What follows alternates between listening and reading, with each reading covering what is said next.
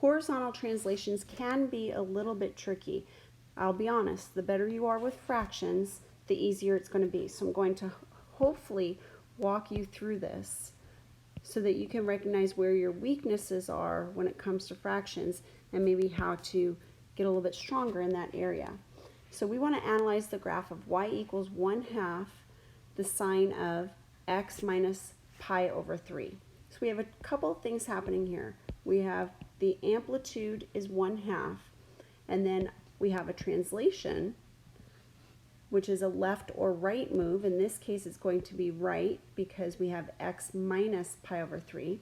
Pi over 3 is on the inside of the function. Therefore, we do the opposite move of the sign. So x minus pi over 3 would mean right pi over 3. So we have right pi over 3, and we have an amplitude of 1/2. So that's going to help us in drawing our grid that we're going to graph this on. We've got our horizontal axis, which is x, our vertical axis, which is y. We've got 1, 2, 3 going up the vertical axis, -1, -2, -3, down the vertical axis. And then before I start drawing what's going to happen on the horizontal axis, my intervals, I'm going to think about my graph shifting to the right pi over 3. So if it shifts from the right to the right pi over 3, this 0, I'm going to shift it to pi over 3, right? Correcto. Let's see if we can delete that. Yay. Now, the period has not been affected because the b value, which is the value between sine and parentheses, is 1. So the period is still 2 pi here. So we don't have a horizontal shrink or stretch, which is nice. That means I'm going to take pi over 3. Let me make my pencil a little bit thinner. We're going to take that pi over 3 and we're going to add 2 pi to it, because we're going to start on the x-axis at pi over 3 and we're going to end 2 pi later at 7 pi over 3. So I'm going to write 7 pi over 3 right there. And then halfway between pi over 3 and 7 pi over 3, instead of adding 2 pi, I'm going to add 1 pi. So halfway between 1 pi over 3 and 7 pi over 3 is going to be 4 pi over 3. 4 pi over 3. And then halfway between 1 pi over 3 and 4 pi over 3, that's adding pi over 2. And pi over 3 plus pi over 2 is 5 pi over 6.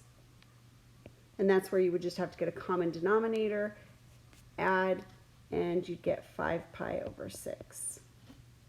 And the same with 4 pi over 3. If I take 4 pi over 3 and I add pi over 2, that's going to give me 11 pi over 6. So there's 11 pi over 6. So now we've got all of our intervals to the right of the origin. Since this is a video and you can rewind, I'm going to delete that. Now we're going to take pi over 3 and we're going to subtract 2 pi. And that's going to tell me to the left of pi over 3, I need to be at -5 pi over 3. So we'll say -5 pi over 3 is right about there. Maybe in a little bit. Let's move that in just a little bit. Yeah, right about there. Now halfway between 1 pi over 3 and -5 pi over 3. So halfway between would be like subtracting negative pi. So pi over 3 minus 3 pi over 3 would be -2 pi over 3. So halfway between pi over 3 and -5 pi over 3 is going to be -2 pi over 3.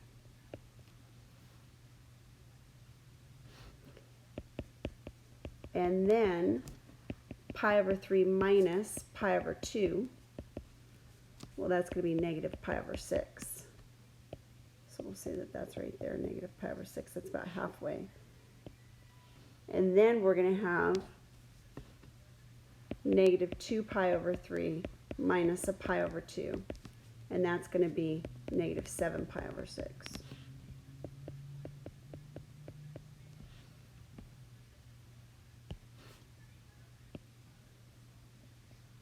So let me show you what I did here. Whether you're adding or subtracting, this brings you to your end, right? So this is your beginning, and that 2 pi later would be at your end, right? So subtracting 2 pi brings you to the end, which is negative 5 pi over 3. Halfway would be half of 2 pi. So that's this value here. Half of 2 pi is 1 pi. And then half of 1 pi is pi over 2. Half of 1 pi is 1/2 pi, or pi over 2. So we did that twice from the intervals that we were able to come up with. So once again, since this is a video, I'm going to delete this so that we can now draw our graph.